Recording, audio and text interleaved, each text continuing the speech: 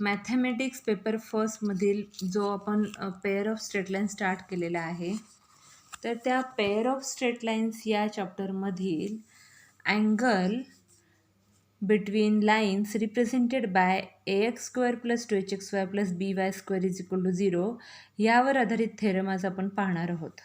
Theorem states that the acute angle between the lines represented by ax² + 2hxy + by² = 0 is given by tan theta = modulus of 2√h² - ab divided by a plus b.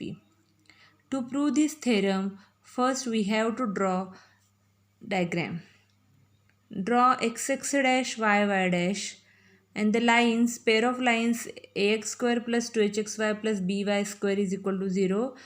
These are drawn by two pair of lines passing through the origin. या ठिकाणी two lines आहेत passing through the origin. Okay, या ठिकाणी O दिलेला आहे. ह्या two lines बनवतात angle theta. This two lines makes an angle acute angle theta. या ठिकाणी फर्स्ट लाईनचं इक्वेशन आहे y = m1s अँड सेकंड लाईनचं इक्वेशन आहे y = m2x. मग यावरून तुमच्या लक्षात आलं असेल आपण या ठिकाणी जे काय लिहिलेलं आहे m1 आणि m2x, तर हे त्या दोन स्लोप्सवरून काय झालेलं आहे, त्या लाईनचं इक्वेशन काय झालेलं आहे, फॉर्म झालेलं आहे. तर या ठिकाणी प्रूफमध्ये आपण सपोज केलेलं आहे let m1 and m2 be slopes of lines represented by the equation ax² + 2hxy + by² = 0.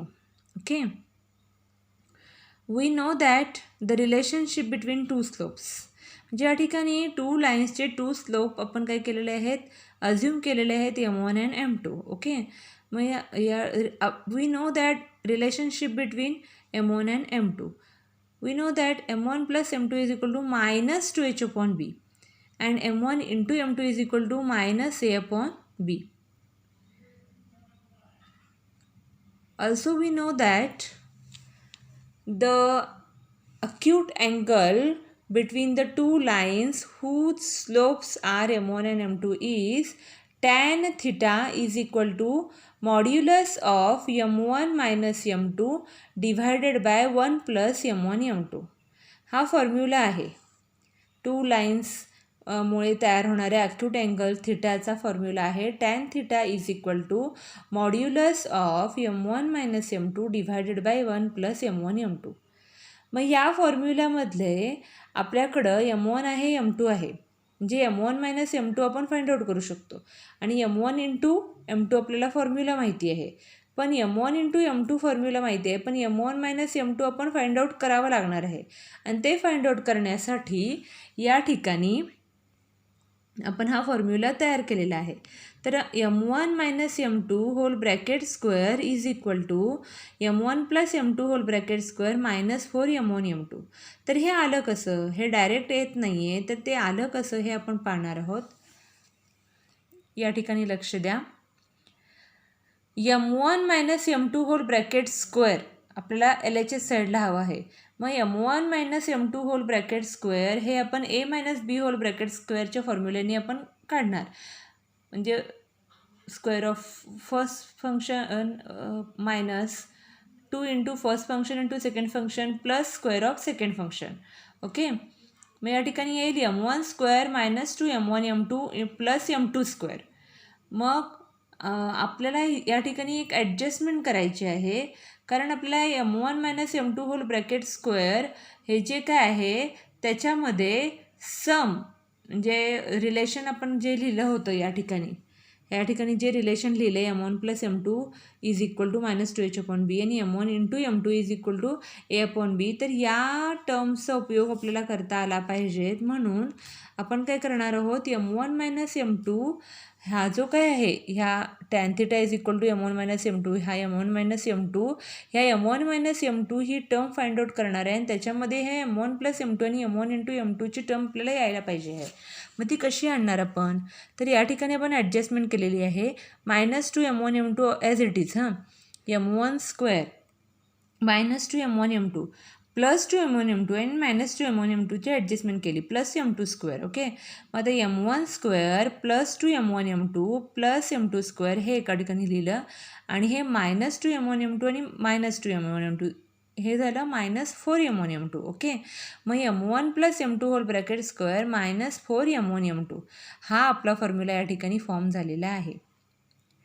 m1 - m2 whole bracket square म्हणजे ही जी काय टर्म आहे हा जो होल ह्या फॉर्म्युलानुसार a + b होल ब्रॅकेट स्क्वेअरनुसार a² + 2ab + b². तसंच m1² + 2m1m2 + m2² means m1 + m2 whole bracket square m1 + m2 whole bracket square -4m1m2. हा जो काय फॉर्म्युला आहे m1 - m2 whole bracket square हा आपण या ठिकाणी लिहिलेला आहे. या ठिकाणी m1 - m2 whole bracket square is equal to m1 + m2 whole bracket square -4m1m2. हा कसा फाइंड आउट केला मी सांगितलेला आहे या ठिकाणी. ओके, मग आपण जे काही m1 + m2 relationship between m1 आणि m2 आहे ते व्हॅल्यूज या ठिकाणी सबस्टिट्यूट करणार. मग 2h / b whole bracket square -4 m1 × m2 येणार a/b. हे काय करायचं, सिम्प्लिफाय करायचं. 4h² / b² -4ab / b². या ठिकाणी b² हा डिनॉमिनेटर सेम आहे तो एका ठिकाणी लिहिला आणि न्यूमरेटरची सबट्रॅक्शन 4h² - 4ab. या ठिकाणी each term contain common 4 so 4 get common h² - ab / b². Left hand साईडला आपल्याकडे काय आहे m1 - m2 whole bracket square. मग m1 - m2 whole bracket square is equal to this term taking square root on both side. या ठिकाणी taking square root on both side. शिल्लक राहणार m1 - m2 इज इक्वल टू प्लस ऑर मायनस. आपल्याला माहिती आहे स्क्वेअर रूट हे ऑलवेज प्लस ऑर मायनस असतात. +or - 2 4चं स्क्वेअर रूट येणार 2 आणि या पूर्ण ब्रॅकेटचं स्क्वेअर रूट येणार √h² - ab / b. As theta is the acute angle between the lines. या ठिकाणी आपण काय करणार आहोत मग आपल्याला माहिती आहे की आपण अक्यूट अँगल हा थिटाने डिनोट केलेला आहे. As theta is the acute angle between the lines. Therefore tan theta is equal to हा फॉर्म्युला मग अशी आपण वी नो दॅट करून लिहिला होता पहा. Tan theta is equal to modulus of m1 - m2 divided by 1 + m1 m2. m1 - m2 ना, मग या ठिकाणी येणार मॉड्युलस ऑफ m1 - m2 आपण फाइंड आउट केला +or - 2 √h² - ab divided by b आणि divided by 1 + m1 m2. m1 m2 काय आहे आपला a/b. मग 1 + a/b.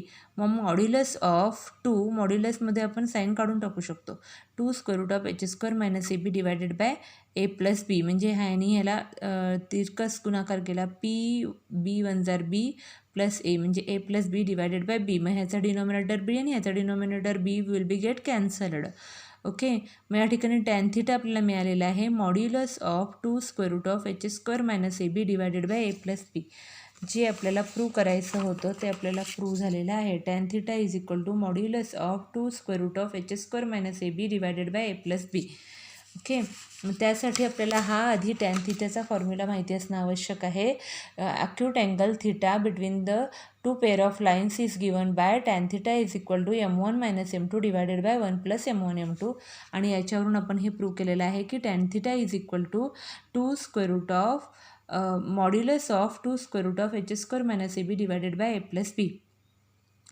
या ठिकाणी हे काय झालेलं आहे हेन्स प्रूव्ह. ओके, आपल्याला मिळालेला आहे टॅन थिटा.